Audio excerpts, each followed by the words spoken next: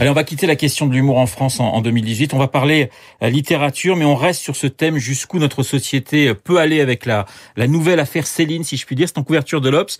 Baptiste Gallimard veut exhumer de l'oubli Bagatelle pour un massacre publié en 1937. Oui, l'annonce de cette réédition par Gallimard a provoqué un scandale immédiat dans ses pamphlets. Au total, 3 pamphlets qui devraient être réédités. Céline écrit, entre autres, et je cite, que les Juifs doivent foutre le camp, ou encore que ce sont nos parasites inassimilables, désastreux. Extrait publié dans le magazine l'Obs, donc qui consacre une enquête à la polémique cette semaine. Le 19 décembre dernier, Antoine Gallimard, le célèbre patron de la maison d'édition, est convoqué par la DILCRA, la délégation interministérielle à la lutte contre le racisme, l'antisémitisme et la haine anti-LGBT. Elle lui demande d'accompagner la réédition d'un éclairage historique pour rappeler l'influence de ces textes dans la France de l'avant-guerre. Mais la charge la plus violente, elle vient de Serge Klarsfeld, lui, le chasseur de nazis, le président de l'association Fils et Filles de déportés juifs de France. Serge Klarsfeld demande l'interdiction pure et simple de cette réédition.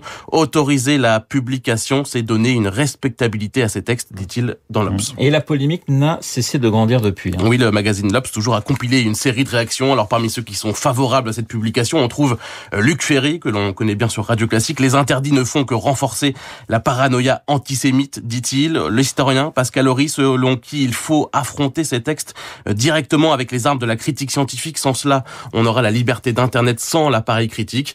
Dans le camp des contres, cette fois-ci, donc Serge Klarsfeld, mais aussi le député Alexis Corbière.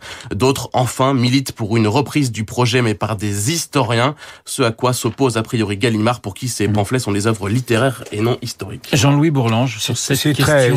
C'est très difficile. Oui. C'est une question très difficile parce que, d'abord, vous avez un problème juridique qui est quand même précis. C'est une incitation à la haine raciale. C'est clairement une incitation à la haine raciale. Donc, en principe, c'est interdit.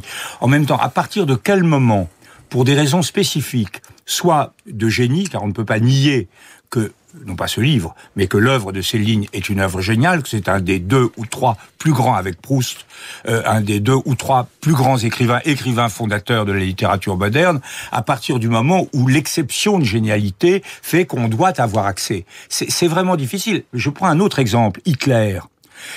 Moi, je trouve absolument inconsidéré qu'il n'y ait jamais eu, jusqu'à très récemment, d'autorisation de lire Mein Kampf. Comment voulez-vous étudier le Troisième Reich, ce qui s'est passé, si vous n'avez pas accès à ce document, ce livre écrit en prison? Ça va être fait avec des textes critiques, tandis que là, Gallimard bien sûr, mais refuse. ça n'a pas été fait pendant 40 ans. Il nous reste 20 secondes. Ce que demande d'ailleurs Luc Ferry, c'est de dire il faut d'abord expliquer. Gallimard refuse, et c'est quand même extrêmement gênant dans le contexte actuel de ce pays où il se répand un antisémitisme, on a dit, l'antisémitisme du quotidien.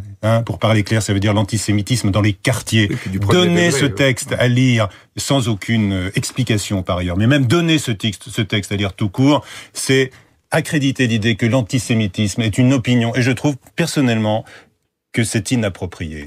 Jean-Francis, il nous reste je suis pour l'oubli de 5 secondes. Moi qui suis plutôt libéral, je suis contre toute tentative de gommer l'histoire. Ça fait partie de notre histoire. C'est un élément de l'histoire qui est éminemment gênant, mais je pense que ça fait partie de notre histoire et il faut l'assumer. Merci beaucoup Jean-Louis Bourlange, Michel Grossier, Jean-Francis Pécresse d'avoir participé à ce débat. Merci Marc et merci Baptiste pour vos explications. Très bonne journée. Dans un instant, la musique avec Ève Ruggieri.